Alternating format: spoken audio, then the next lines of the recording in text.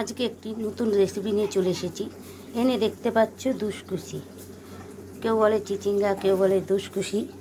তাই আজকে এই দুশকুশির যে ভিতরের বীজটা আমি বাটা বানাবো। তাই বীজটার বাটা বানানোর জন্য কী কী লাগে সে সমস্ত জিনিস তোমাদের সামনে তুলে ধরছি। এখানে আমি দুশকুশির বীজ বের করে নিয়েছি। এখানে দুশকুশির বীজ আমি বের করে ভালো করে ধুয়ে নিয়েছি। শুকনা কড়াইতে আমি কাঁচা লঙ্কা আর রসুন ভেজে নিচ্ছি,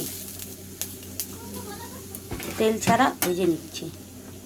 রসুন লঙ্কাটা ভাজা হয়ে গেছে, এখন আমি এর মধ্যে একটু কালো জিরে দিয়ে দিচ্ছি,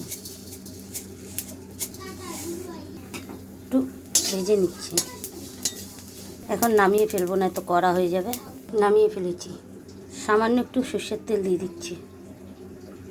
এখন দুশকুশির বীজটা দিয়ে দিচ্ছি, ভালো করে ভেজে নিচ্ছি। এখন কালো জিরেটা মিক্সচারের পটে দিয়ে দেবো।